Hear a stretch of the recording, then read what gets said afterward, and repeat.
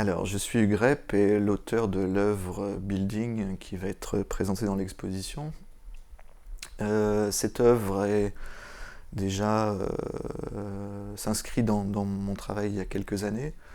Euh, et c'était l'idée en fait de transformer un objet domestique que tout un chacun connaît, c'est-à-dire un étendoir à linge, de manière à le transformer en une espèce d'immeuble mou, souple et potentiellement déplaçable. Donc c'était transformer quelque chose qui est proche de l'intimité, c'est-à-dire du quotidien, en quelque chose qui est plutôt urbain, mais urbain simplement dans la métaphore.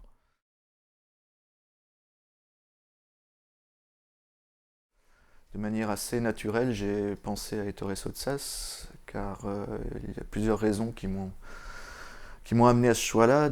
La toute première, c'est que j'ai eu la chance, une fois ou deux, trois, quatre fois même, de le rencontrer, puisqu'on avait des amis en commun, et c'était une vraie rencontre, parce que c'était quelqu'un d'extrêmement généreux en parole, et quelqu'un de très humain. Et bien sûr, d'autre part, c'est une œuvre que j'adore depuis très longtemps, depuis même quand il travaillait avec Memphis et pour Olivetti, quand il faisait uniquement du design. Et la série que j'aimerais présenter en regard de ma pièce Building s'appelle justement Métaphore, puisque je viens d'en parler. Et ce sont des pièces qu'il a fait lors d'une espèce de retraite, on va dire, dans différents déserts, mais plutôt des déserts montagneux. Je crois dans les Pyrénées, en Espagne, en Italie. Et donc c'était comme leur nom l'indique, des espèces de métaphores d'architecture, ou de lieux de contemplation, ou de lieux de pouvoir, ou de lieux de mort, ou de lieux de sieste, ou enfin en tous les cas, quelque chose qui lui a permis, je pense, de s'éloigner un peu de la ville et de tout ce que la tension que ça supposait à l'époque où Memphis commençait à être très connu, et je pense qu'il en avait un petit peu marre d'avoir ce poids sur les épaules de l'agence.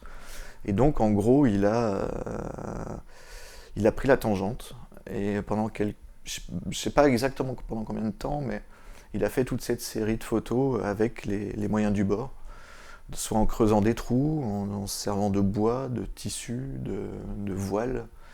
Et donc on se retrouve en présence comme ça d'une série d'images. Je pense que c'est la seule façon que j'ai vu que ces objets aient été documentés. C'est simplement des photos constats en fait, puisque je pense que tout a été détruit après, bien sûr. De ces éléments qui sont installés dans des décors qui n'ont rien à faire avec ce qu'ils sont censés représenter. Notamment, il a creusé un trou pour faire une station de métro. Il y avait juste une rampe qui simulait qu'on pouvait descendre. Un trône posé sur un rocher, comme un orateur, peut-être à peine fascisant, comme ça. Enfin, il y avait une façon de tourner en dérision la mégalomanie aussi ambiante des gens célèbres et qui se mettent en scène comme ça, sur un trône, puisqu'il a aussi fait des trônes. Et donc voilà, c'est tous ces éléments-là qui font écho à mon avis à mon œuvre, hein, puisqu'elle est formée d'une structure métallique très légère, d'un voile aussi, qui l'entoure, sur lequel j'ai tracé des fenêtres et des volets fermés à différentes hauteurs. Et donc il y a cette légèreté-là de structure et de fantasmes de paysage qui sont dans son œuvre comme dans la mienne en présence. Et c'est pour ça que ça m'intéressait de montrer ça ensemble.